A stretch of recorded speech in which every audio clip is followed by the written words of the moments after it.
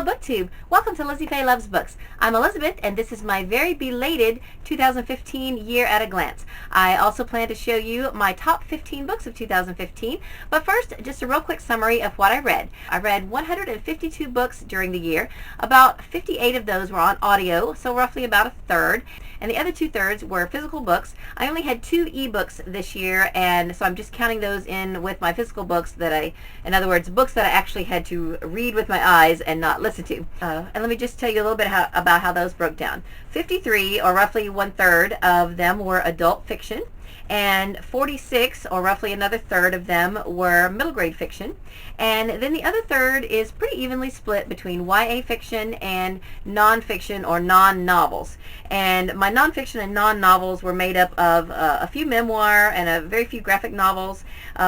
More of the nonfiction was self-help / educational type books, and then a few books that contained plays, short stories, or essays.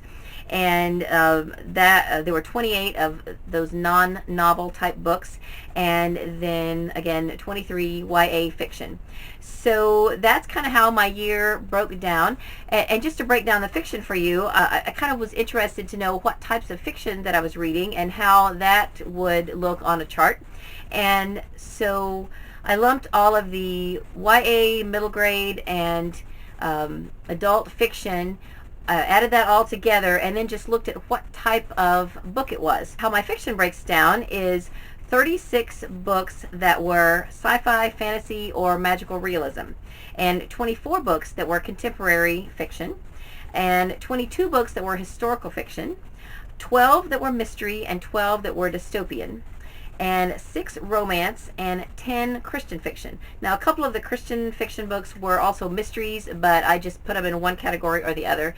And that's kind of how my year broke down as far as what type of book I was reading. Now, that included all physical books and audio books for all 3 age groups. That was just what type of book it was, and regardless of what age it was for. So the biggest group was the fantasy magical realism group. And the next largest group was contemporary, which kind of surprised me because I'm really a big fan of mysteries, and there have been years past where I've read probably a lot more mysteries than other, and I probably am going to do a lot more mystery reading this year. I'm going to be co-hosting a mystery challenge in March, and I have just a lot of mysteries on my shelf that I've been collecting, especially the past couple of years, a lot of cozy mysteries and things like that. So you can look for more reviews of mysteries coming up during 2016. But for 2015, I did read quite a bit of fantasy, which surprised me. Now, the majority of the fantasy was middle grade fantasy, and if you saw my January recommendations video, the majority of what I recommended were middle grade fantasy books. And I would have also told you that I would have figured that I read more dystopian books, and I enjoy those a lot. So I was kind of surprised that I had only read 12 dystopian books for this year. So that was interesting. And I've also had previous years where I read a lot more Christian fiction. And so it's always interesting to kind of look back, because you think you're going in one direction, and then you look at it on paper and it's actually kind of a different direction than what you thought. So anyway, that's enough about that. All right, now my top 15 books for 2015.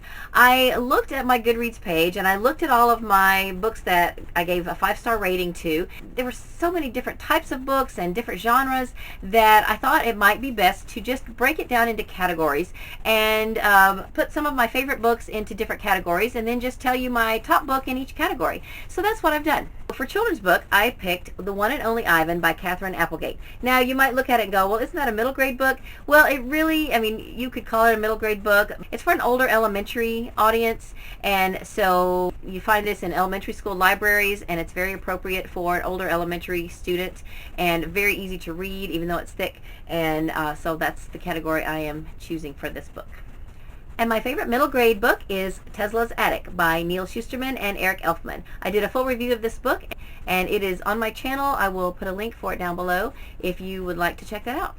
My favorite YA book is The Selection by Kiera Cass. My daughter had been after me all year to read this, and I finally read it late in the year, and I'm very glad I did. I knew I was going to enjoy it, but it just took me a while to get around to reading it. For women's fiction, I picked Miss Julia Stirs Up Trouble. Now, the Miss Julia series is one of my top series of all time. I love it so much, and this was the only Miss Julia book that I read this year. I have about 4 other Miss Julia books that I need to read to catch up with the series, and I hope to get those read this year as well. Now, this is also a middle grade book, but I am counting this as my favorite mystery. I did listen to some other mysteries on audio that were adult mysteries. This is a middle grade mystery, but it beat all of those out of the water. This was so good. I read this on the recommendation of Accost from Accost with K, and I love this. I want to read it again. It's just awesome. This is The Scandalous Sisterhood of Prickwillow Place by Julie Berry, and if you have not ever read this, you have to read it. It's so cute, and I just love it. For sci-fi, I picked the book by my friend Jack Kessel. This is Europa Journal, and I also have a full review of this book on my channel, and I will link that down below. For fantasy, I picked Blood of Olympus by Rick Riordan. I did listen to it on audio. This whole series is just wonderful. I really, really enjoyed it.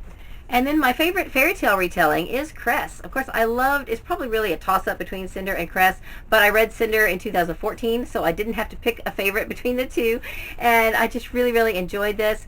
I actually listened to it on audio, but now I have the physical books, so this year I would really like to reread these. I've been saying that to everybody. I'm going to reread them before I read Winter, and I hope that I can make that happen this year, but I really, really enjoyed this book, and I just thought it was wonderful. My favorite book that I would consider literary fiction and also a Christian book is Gilead by Marilynne Robinson. This is a Pulitzer Prize winner, and I read this because I needed to read a Pulitzer Prize winner for the Ultimate Reading Challenge, and I loved this book. I thought it was phenomenal. So if you have not picked this up and you have any interest in it, I would definitely recommend it. My favorite vintage book that I read this year was Christy by Catherine Marshall. This is from 1969, I believe. It's about a young woman who goes to teach in the Great Smoky Mountains, and I just thought it was a wonderful story. My favorite series that I read this year was the Matched series by Ali Condie. I read all 3 of these books this year, and I thoroughly enjoyed them. I know they haven't gotten a lot of love on BookTube, but I really enjoyed them. They kept my interest. I picked this series over another one because when I first picked up the Matched book, I got the first one at a library book sale, and I picked it up and read it almost immediately, which is not like me, really. A lot of times I will buy books and then I'll just let them sit while I read something else that's kind of in queue ahead of it. But this book got my attention from the start and held it. And then I went to the Scholastic Warehouse sale and got the second and third book and read those almost immediately too. So that to me says that I liked these books. If you've not read these, the Matched series is a YA dystopian trilogy, and it starts out sounding a little bit like The Giver, but it really just goes off in a completely different direction as far as I'm concerned. And I thought they were very good and very enjoyable. Now, you won't hear that from everyone, but I personally like these books a lot. My favorite Christmas book this year was The Christmas Box by Richard Paul Evans. I did read several Christmas books this season, and this was my favorite. I didn't talk a lot about it when I did my December wrap-up, but it is about a young couple with a young child who were having a hard time making ends meet and lived in a tiny apartment, and answered an ad that was placed by an elderly lady who was living in a house and needed some live-in help. So the young couple and their child moved into her home and cooked for her and cleaned and took care of her grounds and became like family to her, and developed a wonderful friendship with this woman who didn't really have any other family. And it was just really a heartwarming story. I think there's a Hallmark movie that was based on this book, and I just thought it was wonderful. My favorite memoir is Heaven is for Real by Todd Burpo. Now, I have to give an honorable mention to The Glass Castle by Jeanette Walls, which was also amazing. But I think I enjoyed this one a little bit more. I just really thought it was excellent. I would recommend picking it up. It is a father's retelling of the events that happened that, as told by his son, and the visions that he had while he was having surgery. And he believes that he was in heaven with Jesus, and he talked to Jesus and other people that were in heaven. And who are we to judge what anybody else has to say? Regardless of what you believe or don't believe, I just thought it was a beautiful story, and I enjoyed reading it. Now, my favorite nonfiction or self-help book is 25 Ways to Win with People by John C. Maxwell and Les Parrott. I have also done a full review of this book, and it is on my channel, and I will link that down below. And then one more. Now, my favorite audiobook was Come Rain or Come Shine by Jan Karon. Well, you might say, that's not an audiobook. It's true. I listened to the audiobook from the library. Then I got a physical copy of this book for Christmas.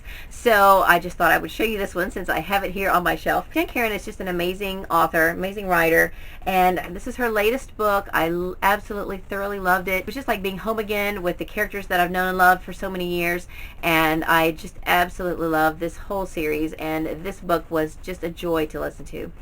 So those are my top 15 books of 2015, spread out over 15 different categories. I couldn't really pick one over the other. I couldn't really tell you what is my top book of the year, so I just felt like this was a better way of doing this video. Plus, they're just all so wonderful in their own way. Alright, so I guess that's all I have for this video. Come back soon for my next video, which will be my January wrap-up. I hope you're having a great day, read a good book, and God bless you.